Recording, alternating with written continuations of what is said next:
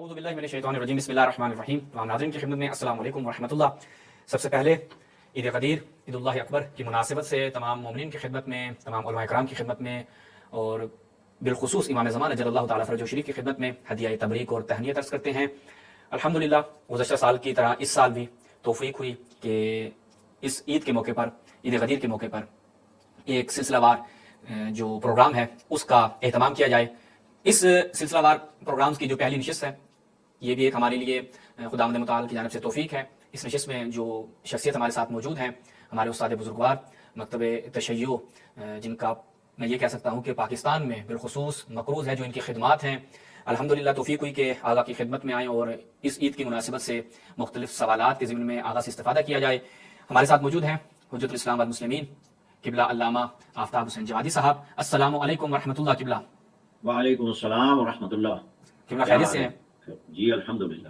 ہمارے ساتھ جی اللہ کا شکر. ہمارے ساتھ دوسری جانب سید ابو اماد حیدری صاحب بھی موجود ہیں. انشاءاللہ قبلہ سے سوال و جواب کی ایک نشست ہوگی اور اس میں کچھ سوالات ابو اماد بھائی پوچھیں گے، کچھ سوالات بندہ حکیم پوچھے گا اور تمام مومنین انشاءاللہ استفادہ کریں گے. جی ابو اماد بھائی. جی بہت شکریہ. یہاں پہ سب سے پہلا سوال جو ہم قبلہ سے پوچھنے جا رہے ہیں اور ایک اساسی سوال ہے اس حوالے سے کہ جب بھی مکتب اہل بیت علیہ الصلوۃ والسلام کی جانب سے یہ حدیث پیش کی جاتی ہے، حدیث غدیر، اور چونکہ اس حدیث سے ائمہ اہل بیت علیہ الصلوۃ والسلام نے بھی استدلال کیا ہے اہل بیت کی خلافت کے لیے، تو جب بھی یہ پیش کیا جاتا ہے تو قبلہ ان کا جو جواب ہے، جو مخالفین ہیں، وہ جواب یہ ہے کہ نہیں، یہ تو کوئی جو ہے ایک پس منظر موجود ہے، اس پس منظر کی وجہ سے صحابہ کے درمیان میں کوئی اختلاف تھی، تو اس اختلاف کی وجہ سے جو ہے یہ رسول اللہ نے حدیث بیان کیا ہے. تو قبلہ وہ پس منظر کیا ہے اور کیا حقیقت ہے، اس کو آپ کس زاویے سے دیکھتے ہیں، ذرا اگر ناظرین کے لیے وضاحت فرمائیے گا.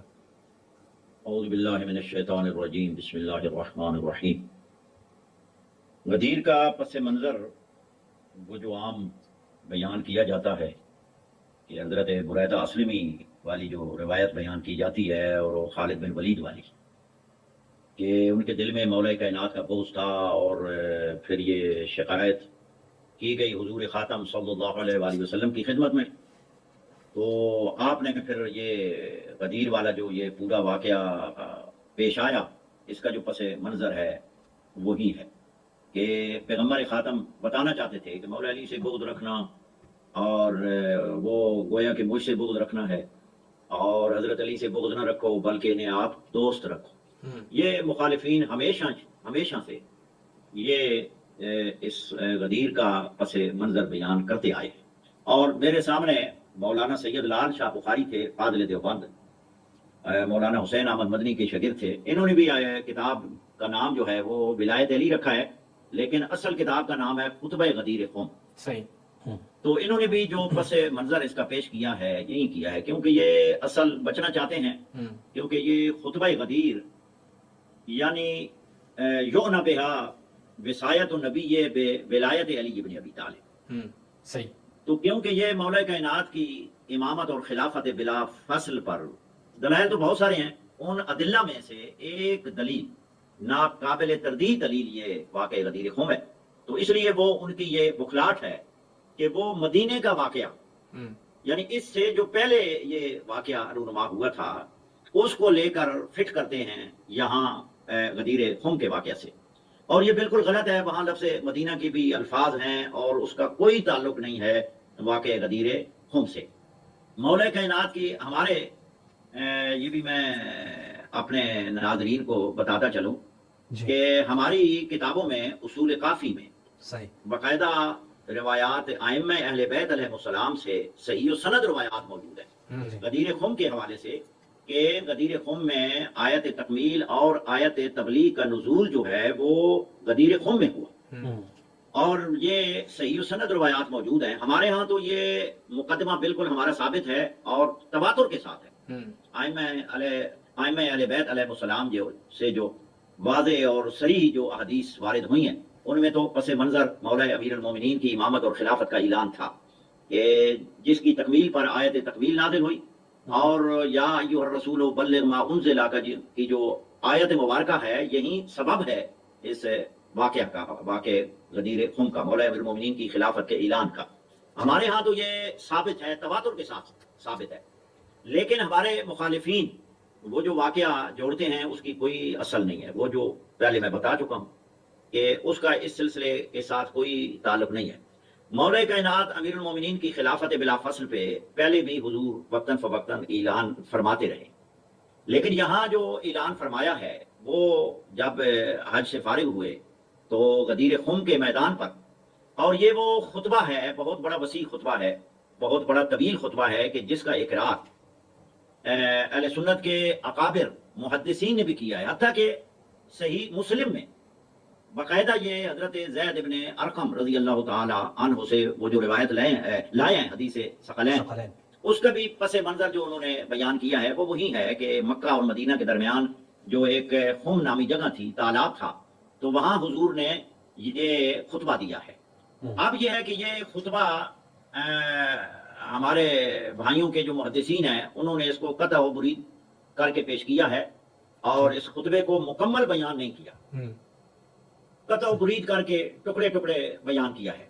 तो जब आप, हालांकि पैगम्बर खातम सल्लल्लाहु अलैहि वसल्लम ने वाक़े मैदान अरफात में भी अपनी उठनी पे कस्बा पे बैठकर वो भी आपने पैगाम दे दिया था, वहां हदीस सकलैन आपने बयान फरमाई थी। ये पस मंजर जो इस वाक़या का है वो ये है कि जब आप गदीर खुम में के मैदान पे पहुंचे तो जिब्राईल अलैहिस्सलाम नाजिल हुए, अल्लाह का ये पैगाम लेकर नाजिल हुए कि या अय्युहर रसूल बल्लिग मा उनज़िला इलैका मिर रब्बिक व इन लम तफ़अल फमा बल्लग़्ता रिसालता वल्लाहु यासिमुका मिनन नास, मारूफ आयत है। और इसके मुअय्यदात सुन्नी किताबों में भी सही सनद के साथ मौजूद है, जैसा तारीख बगदाद की 42वीं जिल्द में सही और सनद रवायत मौजूद है। तो इसका पस मंजर यही है कि पैगम्बर को हुक्म हुआ कि ऐ मेरे हबीब, आज ये इस मकाम पे ये पैगाम पहुंचा दो, मा उनज़िला, जो आप पर पहले नाजिल हो चुका है। तो आपने जो जाने वाले थे लोग उनको वापस बुलाया, जो पीछे रह गए थे उनको आगे बुलाया, और कम अज कम ये मुहद्दिसीन ने ये लिखा है कि वहां जो सहाबा किराम की तादाद थी 1,25,000 सहाबा किराम वहां मौजूद थे, कमो बेश इतने सहाबा किराम की तादाद मौजूद थी। तो वहां आपने ये खुतबा पढ़ा और उस खुतबे में इन्नी तारिकुन, यानी गोया कि जिस तरह इब्ने तैमिया हर्रानी ने मजबूअतुल फतावा में भी लिखा है कि आपकी, और उसके बाद शरा नसीम शिफा नसीम और रियाद अलामा शिफाजी ने भी ये लिखा है कि आपकी ये आखिरी वसीयत थी उम्मत के लिए, कि वहाँ आपने जो पैगाम दिया है, जो आपने नायब और खलीफे छोड़े हैं वो 2 छोड़े हैं। ठीक। इन्नी तारिकुन लफ्ज बता रहे हैं कि आप वसीयत फरमा रहे हैं कि मुझे बुलावा आ गया है और मैं अनकरीब जाने वाला हूँ। और इन्नी तारिकुन फीकुम सकलैन, इन्नी तारिकुन फीकुम खलीफतैन, इन्नी वक़द तरक्तु फीकुम अमरैन, मुख्तलिफ अल्फाज में आपने वज़ाहत फरमाई है। तो उसमें खलीफतैन यानी 2 नायब आपने छोड़े हैं, एक अल्लाह की किताब है और एक इतरत अहले बैत है। लई यफ्तारिका हत्ता यारिद अली अल हौद, और हदीस सकलैन के बाद मुत्तसिल ही आपने हदीस वो जो मन कुन तो मौला हो फ़ाइलियुन मौला, ये भी मुख्तलिफ अल्फाज में आपने इरशाद फरमाया। तो गोया कि आपने ये बड़ा तवील खुतबा इरशाद फरमाया कि जिसमें खुतबा देने के बाद मुबारकबादी भी पेश की गई। तारीख बगदाद की हसन दर्जे की रवायत हजरत अबू हुरैरा से, वो भी इसकी शाहिद है, मुअय्यद है कि जब ये खुतबा आप इरशाद फरमा चुके तो हजरत उमर ने मुबारकबादी पेश की। बखिन बखिन लका यब्न अबी तालिब अस्बहत मौलाया व मौला कुल्ले मुस्लिम फ़अंज़लल्लाहु तआला अल यौमा अकमलतु लकुम। सही। फौरन इस वाक़या के बाद ये आयत तकमील का नुज़ूल हुआ और वो आयत तकमील नाज़िल हुई कि आज के बाद दीन मुकम्मल हो गया है। तो ये मौला अमीरुल मोमिनीन की खिलाफत बिला फसल और इमामत का ऐलान था कि नस से सरी जो ये लोग मुगालते देते हैं, कभी लफ्ज़ मौला पे चले जाते हैं, जी मौला का माना दोस्त है, मौला का माना औला बेतसर्रुफ नहीं है लिहाजा वहाँ दोस्ती थी। कभी ये उस वाक़या के साथ इस वाक़या को जोड़ते हैं जो इससे भी पहले हुआ। तो ये वाज़े दलील है कि ये अमीरुल मोमिनीन की बाकायदा यानी आइम्मा इस्ना अशर अलैहिमुस्सलाम की बाकायदा आपने 12 खुलफा का भी जिक्र किया इस खुतबे में, यानी क़िबला और ये नस से सरी थी, यानी क़िबला यहाँ पे सलाम की खिलाफत का ये ऐलान था। यानी क़िबला यहाँ पे जो आपने बयान फरमाया सवाल के जवाब में, और इंतहाई अहम नुक्ता वो ये कि ये 2 बिल्कुल अलग अलग वाक़यात हैं। हुरैरा का वाक़या बिल्कुल अलग है اور یہاں جو غدیر والی روایت ہے وہ بالکل الگ ہے، ان کو جوڑنا اس کے اوپر کوئی دلیل اہل سنت کے پاس نہیں ہے، آپ یہی فرما رہے ہیں؟ جی جی جی بالکل نہیں اگر قبلہ یہ واقعہ مدینے کا مدینہ کا واقعہ ہے، پہلے کا واقعہ ہے، ٹھیک، اور غدیر خم کا واقعہ 10 ہجری کا ہے۔ صحیح، اگر ہم فرض کر لیں قبلہ یعنی ہم کہتے ہیں کہ من باب تنزل، اگر مان لیں کہ اس واقعے کی وجہ سے، تب کیا اس کی دلالت میں فرق پڑ جائے گا جو خطبے کے الفاظ ہیں؟ اس سے بھی علی سبیل تنزل اگر ہم اس کو قبول بھی کر لیں جی کہ اس کا پس منظر وہی تھا، ہم لہذا مولا پیغمبر خاتم صلی اللہ علیہ وآلہ وسلم مولا علی کی دوستی کا اعلان کر رہے تھے، جی لیکن یہاں جو آپ نے خطبہ ارشاد فرمایا ہے، خطبے سے پتہ چلتا ہے کہ اگر علی سبیل تنزل ہم اس کو قبول بھی کر لیں تو خطبے کے الفاظ جی بتا رہے ہیں کہ یہ اپنے بعد خلافت بلا فصل کا اعلان بھی ساتھ تھا۔ صحیح صحیح، یعنی پھر بھی اس کے درد کی دواری ہوگی۔ یعنی مولا کی صراحت، لفظ مولا کی وضاحت حدیث ثقلین کر رہی ہے، ہاں صحیح، کیونکہ من کن تو مولا ہو فہاز علی مولا، من کن تو ولی ہو فہاز ولی ہو، مختلف الفاظ آپ نے ارشاد فرمائے، تو ان کی وضاحت آپ نے حدیث ثقلین میں کر دی ہے کہ انی تارک فیکم خلیفتین کاملتین، جس طرح مسند حافظ ابن ابی بکر ابن ابی شیبہ کے الفاظ ہیں۔ تو انی تارک فیکم الثقلین، ثقل اول کتاب اللہ اور ثقل ثانی اطرت اہل بیت ہے، اور ان کی عصمت پر بھی یہ گواہ ہے لن یفترقا حتی یرد علی الحوض۔ اور پھر پیغمبر خاتم صلی اللہ علیہ وآلہ وسلم نے اپنی امت کے گمراہ نہ ہونے کی بھی ضمانت دی ہے صحیح، کہ ابر وَإِن تَمَسَّكْتُمْ بِهِمَا لَن تَضِلُّوا بَعْدِي، کہ میں محمد ضمانت دیتا ہوں کہ اگر تم ان کی پیروی کرو گے، ان کے ساتھ تمسک رکھو گے، یہ ہے دلیل خلافت کی صحیح، کہ حضور خاتم اپنے بعد نائب چھوڑے جا رہے ہیں کہ آپ نے میرے بعد اگر دین آپ نے لینا ہے تو وہ قرآن اور میری اطرت اہل بیت سے لینا ہے، ان کی پیروی کرنی ہے، انہی کے ساتھ تمسک رکھنا ہے، ورنہ تم گمراہ ہو جاؤ گے۔ صحیح، تو یہ دلیل ہے ان کی، یعنی عصمت کی بھی دلیل ہے اور خلافت بلا فصل کی بھی دلیل ہے کہ قرآن کتاب ثابت ہے اور اطرت اہل بیت قرآن کی تشریح ہے کہ وہ بولتا قرآن ہے، وہ اپنے نائب یعنی قرآن کی تشریح کرنے والے اور قرآن کے مفسرین بصورت 12 ائمہ علیہم السلام آپ نے یعنی چھوڑے ہیں، اور ہماری کتابوں میں تو باقاعدہ نص صریح ہے کہ غدیر میں باقاعدہ آپ نے اسنا عشر والی وہ کہ میرے 12 جانشین ہو گئے، جس میں وہ شور بھی اٹھا جی جی، اور بعض لوگوں نے آوازیں بھی بلند کی، اور وہ حدیث پھر مختلف، وہ جابر بن سمرہ کہتا ہے کہ میں نے اپنے والد سے پوچھا کہ جب شور بلند ہو رہا تھا تو حضور کیا فرما رہے تھے، تو انہوں نے کہا جی کہ وہ فرما رہے تھے میرے بعد میرے 12 جانشین ہوں گے جن سے دین قائم و دائم رہے گا، اور وہ کلہم من قریش۔ اچھا قبلہ، یہ روایت تو عرفہ والی ہے اہل سنت کی کتابوں میں؟ جی جی، عرفہ میں بھی بیان کیا ہے اور غدیر خم میں بھی، خطبے میں بھی آپ نے اس کو بیان فرمایا ہے جو طویل خطبہ ہے، صحیح صحیح، آپ نے حدیث کیونکہ ثقلین انہوں نے میں اپنی کتابوں میں قطع و برید کیا ہے۔ اب دیکھیں صحیح مسلم میں جو انہوں نے خطبہ غدیر لکھا ہے وہ سب قطع و برید کے ساتھ ہے، ایسے ہی ہے، اور علماء نے اس پر کلام کیا ہے، صحیح، حالانکہ زید ابن ارقم سے باقاعدہ حدیث ثقلین اور خطبہ غدیر مختلف الفاظ میں صحیح اسناد کے ساتھ ثابت ہے صحیح، کہ جس میں قرآن کے ساتھ ثقل ثانی اہل و بیتی کے الفاظ موجود ہیں، صحیح، لیکن مسلم نے بددیانتی کی ہے، خیانت کی ہے۔ وہی حدیث انہوں نے حضرت زید ابن ارقم کی نقل کیا ہے کہ جب ان کا حافظہ کمزور ہو چکا تھا، اور وہ اس متن میں بھی موجود ہے صحیح، کہ میرا حافظہ کمزور ہو چکا ہے، کیونکہ وہ یہ نہیں چاہتے تھے کہ یہاں شکل ثانی واضح الفاظ میں انی تارکن فیکم الثقلین کتاب اللہ و اطرتی اہل بیتی کہ یہ درج ہو، لیکن وہ ذکرکم اہل بیتی بھی اگر ہو تو وہاں بھی جب شکل اول کا ذکر آ گیا ہے تو یقیناً وہ شکل ثانی اہل بیت ہی ہوگی۔ صحیح، کہ بعض نواسب کی جانب سے ایک کتاب بڑی ہاتھ میں تھام کر دندناتے ہوئے دعویٰ کرتے نظر آتے ہیں کہ حدیث ثقلین تو خبر واحد ہے، اول ثانیاً اس میں اگر باقی جتنی بھی سندیں ہیں سب ضعیف ہیں، اور صرف ایک ہی سند اور ایک ہی حدیث صحیح ہے، وہ جو صحیح مسلم والی جس کی طرف آپ نے ابھی اشارہ کیا۔ تو میرے خیال میں اس کا کہیں آپ نے کسی زمانے میں جواب بھی لکھا تھا، تو اس حوالے سے تھوڑا سا ہمارے ناظرین کو آگاہ کر دیں۔ اصل بات یہ ہے کہ پورا خطبہ غدیر تواتر کے ساتھ ہے، صحیح، پورا خطبہ غدیر تواتر کے ساتھ، حدیث ثقلین کی متعدد اسناد ہیں، صحیح، اور اس کا تواتر بالکل واضح ہے، یعنی ان کے اگر اصول حدیث کے قواعد اور ضوابط کو دیکھا جائے تو ان کے بعض محدثین نے اس کے تواتر کا باقاعدہ اقرار کیا ہے صحیح۔ کہ حدیث ثقلین تواتر مانوی ہے، جی اور یہ خطبہ غدیر کے تواتر کا ان کے بڑے بڑے محدثین نے اس کا اعتراف کیا ہے۔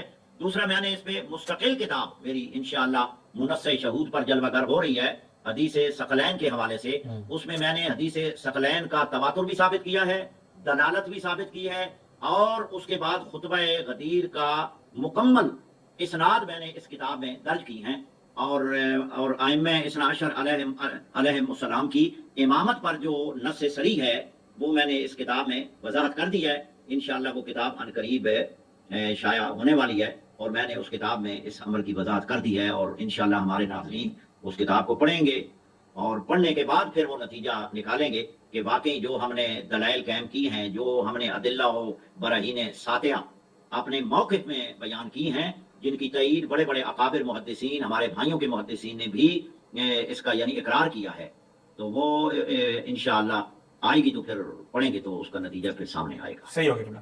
قبلہ ضمناً ایک تو جی دوسرا یہ ہے کہ خطبہ غدیر، یہ محدث ابن شاہین کی کتاب شرح مذاہب اہل سنہ، یہ میرے سامنے پڑی ہے، شرح مذاہب اہل سنہ میں انہوں نے یہ باقاعدہ لکھا ہے کہ وقد روا حدیث غدیر خم عن رسول اللہ صلی اللہ علیہ وسلم نعبو مئت نفس سبحان اللہ، فیہم الاشرۃ وہو حدیث ثابت ولا عارف له علت وتفرد علی بهذه الفضیلہ لم یشرکہ فیہا احد۔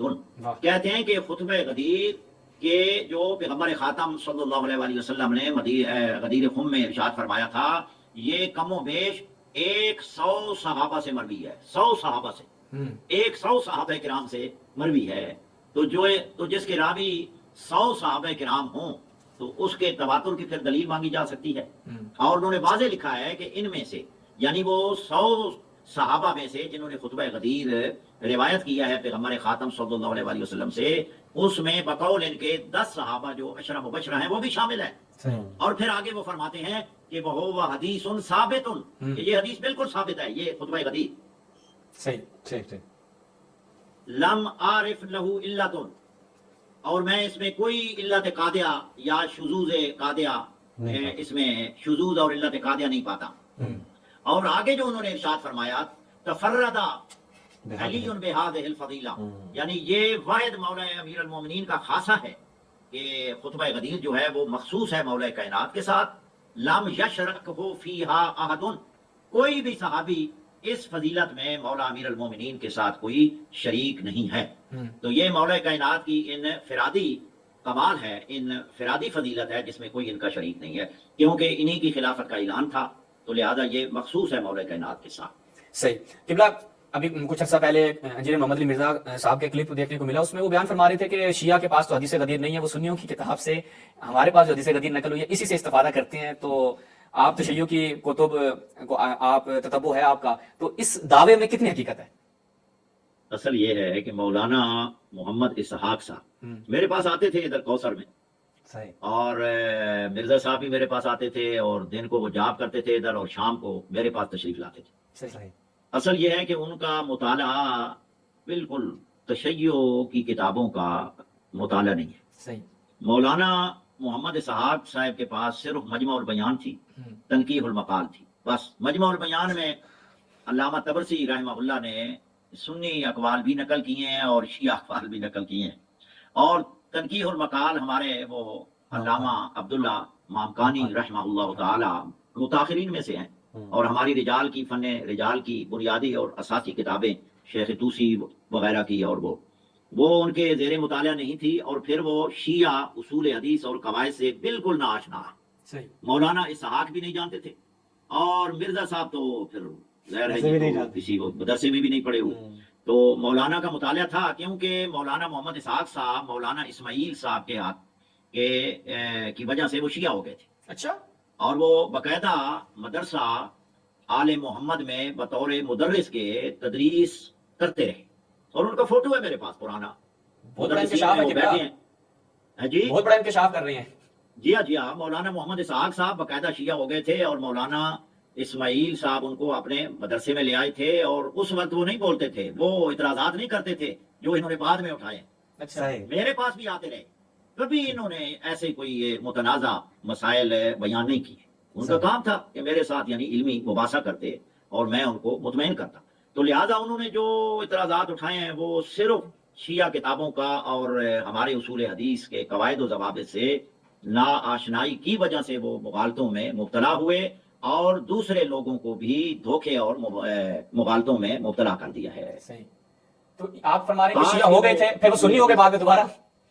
جی بعد میں بس وہ ظاہر ہے وہ بیان کرتے تھے. مجھے بھی بتایا تھا یہ کہ مولانا اسماعیل کے وہ تمام وہ زندگی کے حالات، ان کا وہ طرز استدلال، کیونکہ وہ ہمارے بہت بڑے مناظر اور مجادل تھے. جی ٹھیک. تو ان کی زندگی بھرپور مناظروں میں گزری اور بڑے فن جدل کے، میں تو سمجھتا ہوں کہ اپنے وقت کے امام تھے وہ.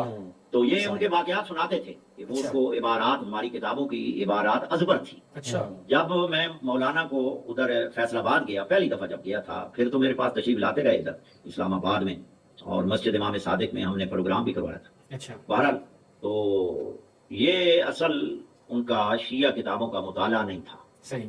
جس وجہ سے وہ اصل اہداف اور مقاصد جو ہیں وہ سمجھ نہیں سکے. صحیح. تو بس یعنی یہ دعویٰ کہ شیعہ کتابوں میں حدیث غدیر نہیں ہے، یہ ایک غبارے کی شیعہ مانند ہے. کتابوں میں ہماری یہ تو ہمارا دعویٰ ہے، یعنی کہ خطبہ غدیر ائمہ اثنا عشر کی، یعنی باقی ادلہ میں سے، صحیح. باقی دلیلوں میں سے ایک یہ بھی دلیل ہے صحیح. کہ آپ نے جو خطبہ فرمایا، اور ہماری اصول کافی میں کتاب الحجت ہی پڑھ لیتے وہ.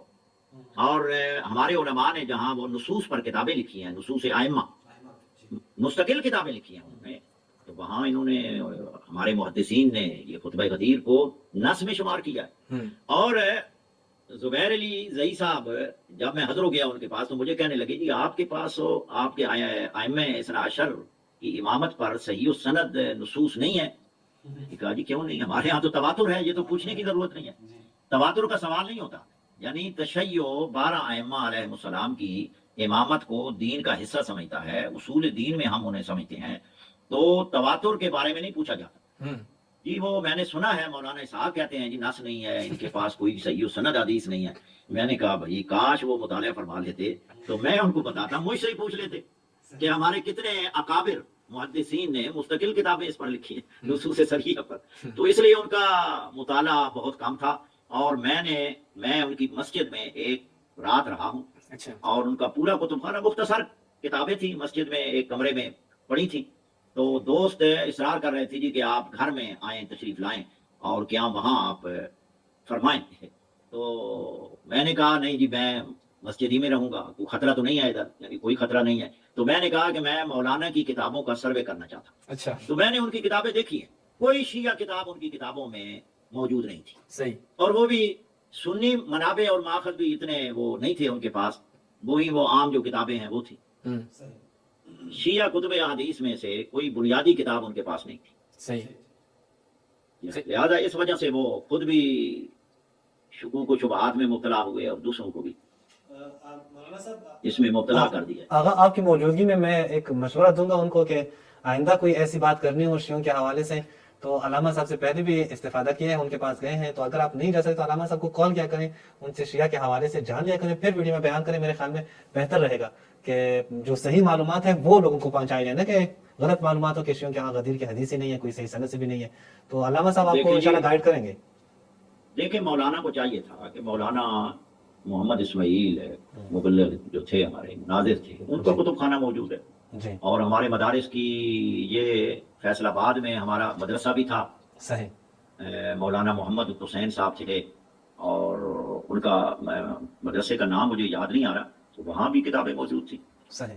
تو بہرحال یہ ان کا مغالطہ ہے کہ بس وہ صرف موضوع کی طرف آتے ہیں قبلہ. ایک اسی سے ملتا جلتا جو ہے وہ بہت زیادہ وائرل ان کا کلپ رہا کہ اگر غدیر سے مراد امامت تھی تو اس کا اعلان وہ رسول اللہ صلی اللہ علیہ وسلم مینا میں کر دیتے، عرفات میں کر دیتے، یعنی مکہ کی سرزمین پہ کرتے، کیونکہ سارے حاجی وہاں پہ موجود تھے. تو غدیر خون کے مقام پہ رسول یہ اعلان کیوں کر رہے ہیں اگر اس سے مراد امامت تھی؟ تو یہ گویا کہ مجھے لگتا ہے رسول اللہ کو مشورہ دے رہے تھے. تو آپ اس حوالے سے کیا فرمائیں گے؟ بہرحال اس پر افسوس ہی کیا جا سکتا ہے کہ حضور کے فعل اور اللہ کے حکم کے مطابق نہ بولنے والا رسول اور امام الانبیاء آقا دو جہان صلی اللہ علیہ وآلہ وسلم جہاں وہ چاہیں مولا امیر المومنین کی خلافت کا اعلان کریں، جہاں وہ چاہیں نماز کا حکم دیں، جہاں وہ چاہیں صبح کی 2 رکعت، ظہر کی 4 رکعت، عصر کی 4 رکعت، مغرب کی 3 رکعت، عشاء کی 4 رکعت، جو وہ حکم فرمائیں۔ ہم نہیں کہہ سکتے، ہم یہ جسارت نہیں کر سکتے کہ آپ نے وہاں اعلان کیوں نہ فرمایا، مینا میں کیوں نہ اعلان فرمایا، وہاں لوگوں کی اکثریت تھی۔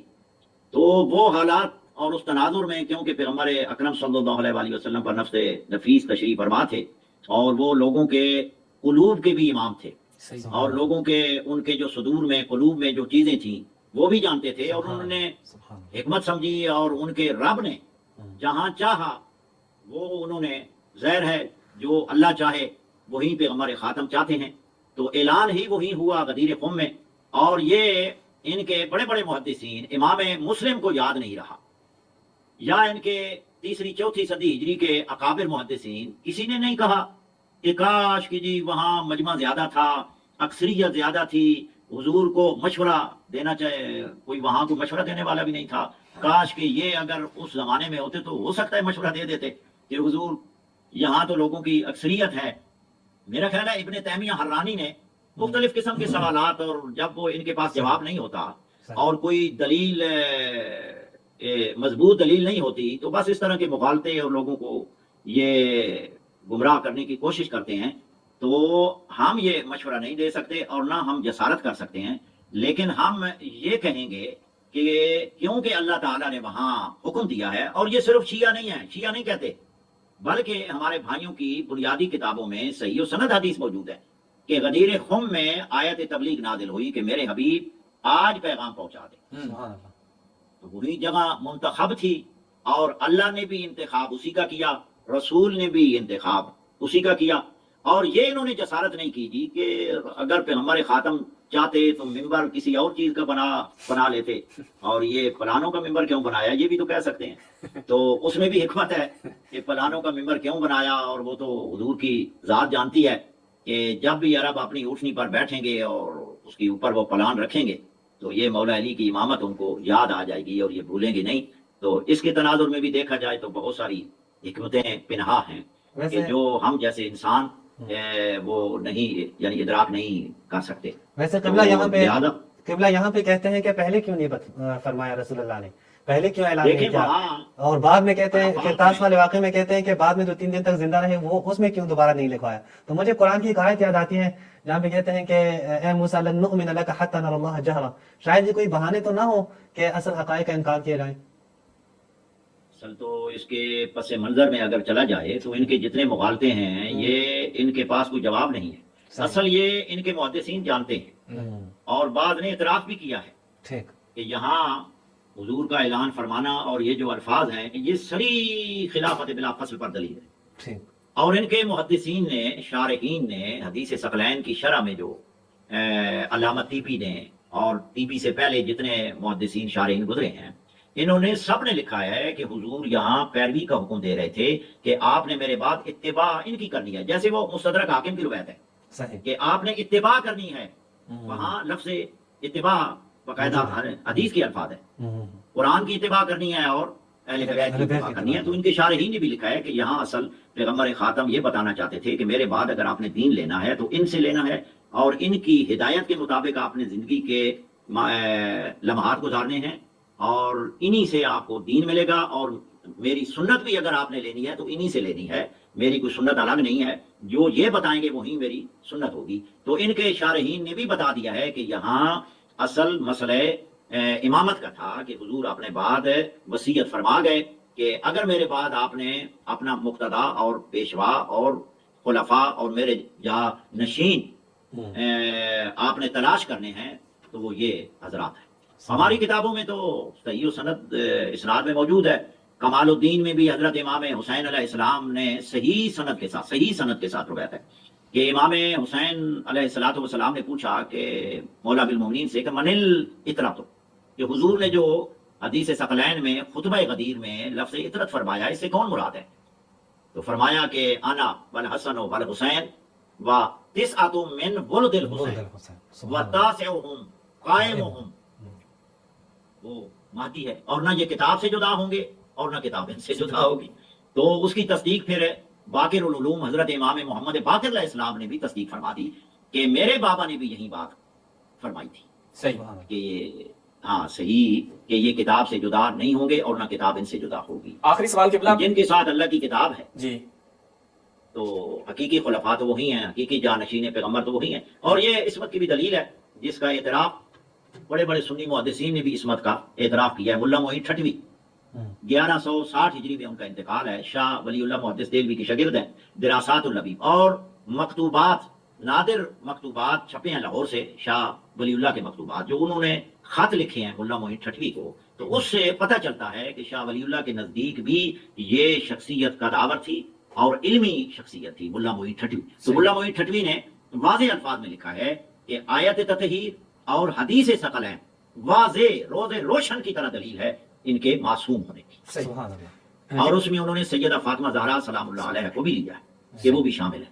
صحیح قبلہ، آخری سوال آپ کی خدمت میں ہم چاہتے ہیں مختصراً آپ اس کا جواب دے دیں۔ یہ بھی مغالطہ ایک پیش کیا جاتا ہے، وہ کہتے ہیں کہ اگر حدیث غدیر سے مراد امامت ہوتی، یہ بھی وہی مفتی ساق صاحب اور آج جو ان کی باقیات ہیں، جو ان کو فالو کرنے والے لوگ ہیں اور بڑے ماشاءاللہ سینسیبل لوگ، سنجیدہ قسم کے لوگ ہیں، اور ہمیں ان کی جانب سے یہ چونکہ اعتراض ملتا ہے اس لیے میں آپ کی خدمت میں رکھ رہا ہوں، عامیانہ ہوتا تو میں قطعاً آپ سے یہ سوال نہ پوچھتا۔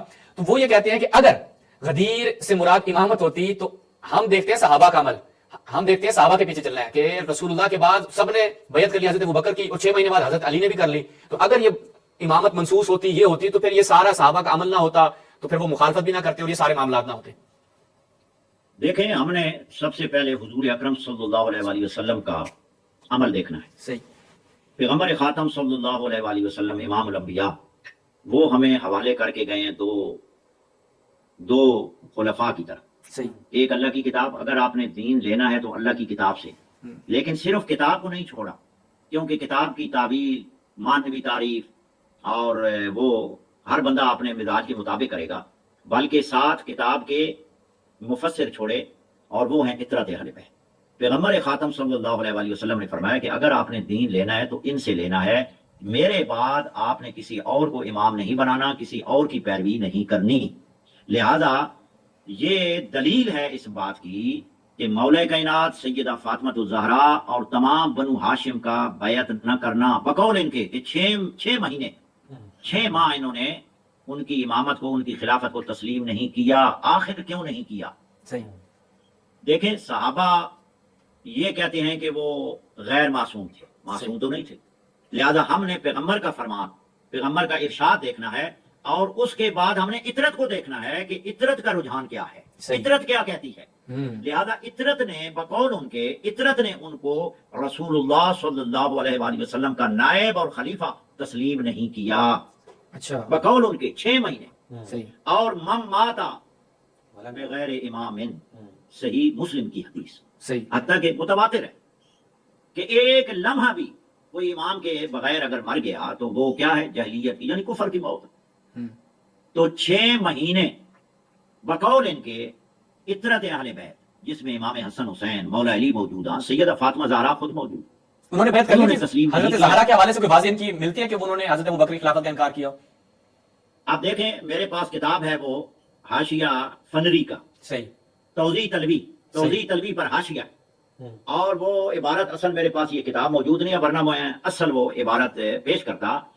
تو انہوں نے یہ لکھا ہے واضح الفاظ میں کہ سیدہ فاطمہ زہرا سلام اللہ علیہا قد ماتت فاطمہ تو منکرتن غیر مبایعات، یا یہ یعنی الفاظ ہیں کہ وہ ان کی خلافت کو انہوں نے تسلیم نہیں کیا، اور بغیر تسلیم کیے، بغیر بیعت کیے، بیعت کا مطلب ہے یعنی تسلیم کر لینا، وہ اپنا یعنی پیشوا مان لینا، کیے بغیر وہ دنیا سے رخصت ہو گئیں۔ اور لہذا انہوں نے یہ کہا ہے کہ ان کی خلافت پر اجماع ثابت نہیں ہوتا، یعنی اجماع اول نہیں ہے، لہذا اجماع کی ثانوی حیثیت ہوگی، آیا یعنی بعد میں بیعت کر لینا۔ مثال کے طور پر بعض اصحاب و انصار نے جو خوف کی وجہ سے یا حالات کے تناظر میں، جس طرح حضرت سعد بن عبادہ کو انہوں نے قتل کر دیا اور سیدہ فاطمہ زہرا کے دروازے تک پہنچ گئے کہ اگر آپ ہمارے ساتھ نہ ملے تو ہم تو تمہارا گھر جلا دیں گے۔ جب انہوں نے دیکھا کہ خاندان پیغمبر کا گھر محفوظ نہیں رہا، ان کا دروازہ محفوظ نہیں رہا، تو ہمیں تو یہ نہیں چھوڑیں گے۔ واہ، تو وہ خوف کی وجہ سے جنہوں نے زبردست۔ بیعت بعد میں کی ہے، تو یہ علامہ فنری نے بھی کہا ہے، اور مولانا مفتی محمد تقی عثمانی کی کتاب آئی ہے مفتی کے قواعد و ضوابط پر، 2 حصوں میں کتاب ہے، میں وہ میرے پاس ہے، وہ اب کیونکہ میرے سامنے نہیں ہے، انہوں نے بھی یہ کہا ہے کہ اجماع اول جو ہے اگر وہ ان میں سے اجماع میں وہ شامل شخصیات نہ ہوں، بعد میں کسی یعنی مجبوری کے تحت اگر وہ اجماع میں شامل بھی ہو جائیں تو وہ پہلے یعنی اجماع اول نہیں قرار پاتا، لہذا ان کی خلافت اجماع اول سے ثابت نہیں ہے، اجماع ثانوی اس کی حیثیت ہے۔ صحیح، سبحان اللہ۔ لہذا سیدہ فاطمہ زہرا باقاعدہ ناراض ہو کر گئی، وہ تو بخاری اور مسلم سب میں ہے، تو انہوں نے خوف کی وجہ سے بعد والوں نے بیعت کی، اور وہ اس کا جبران نہیں کر سکتی، اجماع ہے ہی نہیں۔ اور میں اکثر کہا کرتا ہوں، کیونکہ ہمارا یہ موضوع نہیں ہے، یہ موضوع سے خارج ہے بات، لیکن میں اپنے ناظرین کے گوش گزار کرنا چاہتا ہوں صحیح سند کے ساتھ۔ مسند احمد بن حنبل میں ہے کہ سب سے پہلے بیعت انہوں نے مسجد نبوی میں کر لی تھی، بیعت جبری، صحیح سند کے ساتھ، کیونکہ حضرت مغیرہ بن شعبہ، حضرت عمر بار بار چکر لگا رہے تھے حضور کے پاس حضرت عائشہ کے گھر میں۔ مسند احمد بن حنبل البدایہ و نہایہ اور باقی کتابوں میں بھی ہے، یہ حدیث صحیح و سند حدیث ہے۔ اور حضرت مغیرہ نے کہا کہ اے عمر، پیغمبر رسول اللہ قد مات، پیغمبر صلی اللہ علیہ وآلہ وسلم دنیا سے جا چکے ہیں۔ تو یہ کہتے ہیں نہیں، جب تک ایک بھی منافق ہے حضور نہیں جا سکتے، بہرحال جو بھی ان کا وہ نظریہ تھا یہ۔ تو پھر یہ مسجد نبی میں جب گھر سے نکلے تو آگے انہیں حضرت ابو بکر ملے، جب وہ گئے گھر میں تو انہوں نے انا للہ و انا الیہ راجعون پڑھا، اور یہ ممبر پہ جا کے حضرت عمر نے فرمایا جی کہ جب تک منافق ہے حضور دنیا سے نہیں جا سکتے۔ یہ اتنی دیر حضرت ابو بکر بھی آ گئے، میرا خیال ہے وہ بس انہوں نے طول دیا تاکہ وہ بھی آ جائیں ذرا، پھر میرے بعد وہ خطاب کرے۔ تو انہوں نے کچھ جملے سن لیے، تو جب وہ کھڑے ہوئے تو انہوں نے تردید کر دی ان کی، انہوں نے کہا بھائی کوئی یہ قرآن میں واضح آیات ہے، انک میتون و انہم میتون، جی۔ اور اس کے بعد وما محمد الا رسول قد خلت من قبلہ الرسل افئن مات او قتل انقلبتم علی اعقابکم، تو یہ تو نص صریح ہیں۔ تو یہ کہنے لگے اوہ اچھا انہوں نے کہا کہ جو اللہ کی عبادت کرتا ہے وہ تو یہ سمجھ لے کہ اللہ زندہ ہے، اللہ ہمیشہ ہے، اور جو محمد کی عبادت کرتا ہے، پتہ نہیں یہ کیوں الفاظ کہے، بہرحال وہ تو شارحین کیا کہتے ہیں اس حوالے سے، تو وہ یہ جان لے کہ قد ماتا، کہ حضور یعنی دنیا سے جا چکے ہیں۔ تو حضرت عمر نے فرمایا مجھے تو میرے تو یہ گمان بھی نہیں تھا کہ یہ آیات قرآن میں ہے، آپ اندازہ کریں۔ کہتے ہیں مجھے تو پتہ ہی نہیں تھا کہ یہ آیات بھی قرآن میں ہیں، میرے شعور میں نہیں تھی۔ اب انہوں نے کیا کہا، انہوں نے کہا ھذا ابو بکر او بزو شیبۃ المسلمین، یہ ابو بکر ہیں اور مسلمانوں کے بزرگ ہیں، ان کی عمر بہت ہو چکی ہے، فبایعوہ، بس بیعت کرو، بایعوہ، فوراً بیعت کرو۔ بس جو بیٹھے ہوئے تھے انہوں نے فوراً بیعت کی۔ کہاں اجماع ہوا ہے، اس لیے تو وہ فلتتن کہتے ہیں۔ فلتتن کا معنی یہ بقدر الدین عینی نے عمدۃ القاری میں لکھا ہے کہ جو بغیر مشورے کے اور بغیر سوچے سمجھے، یعنی تو یہ کب یعنی اجماع ہوا ہے، جبری بیعت ہوئی لوگوں نے کی، اور پھر انہوں نے پہلے منصوبہ کیا ہوا تھا کہ ہم نے بنو ہاشم کو امامت اور خلافت نہیں دی، یہ تو طے شدہ بات کہ ہم نے نہیں دی۔ اور بنی اسد کا وہ جو قبیلہ آیا تھا وہ کیا ہے، وہ بھی طالبان تھے، کیونکہ قرآن نے ان کو مارد علی النفاق کہا ہے نا، کہ یہ مدینے کے ارد گرد جو منافق ہیں انہی سے اللہ یعنی مخاطب ہے۔ تو وہ آگے تھے، انہوں نے کہا جی کوئی بھی ہاشمی اگر کسی ہاشمی نے حرکت کی تو ہم اس کی گردن اڑا دیں گے۔ تو اس وجہ سے بیعت ہوئی، تو یہ انصار کو پتہ چلا، انہوں نے کہا ہمیں کوئی نہیں دیا۔ پہلے انصار مولا کائنات کے ساتھ تھے، لیکن خوف کی وجہ سے، کیونکہ تمام قبیلے اکٹھے ہو گئے تھے، انہوں نے کہا اگر بھائی کوئی انکار کرے گا موت ہے، موت ہے۔ اور جب میں پہلے بھی عرض کر چکا ہوں تک قرار نہ ہو جائے حضور کے دروازے کی بات، ڈر گئے سب، تو انہوں نے اپنا اجماع سقیفہ بنی ساعدہ میں بعد میں کیا ہے، بعد میں کیا ہے کہ مہاجرین اور مدینے کے لوگوں نے پناہ لیا، ہمیں کوئی ایسا نہیں دیا، یہ بعد والا واقعہ ہے۔ صحیح۔ تو لہذا اگر انہوں نے بنا لیا ہے تو ہم نے دیکھنا ہے کہ اطرت کس طرف ہے، اطرت کس طرف ہے۔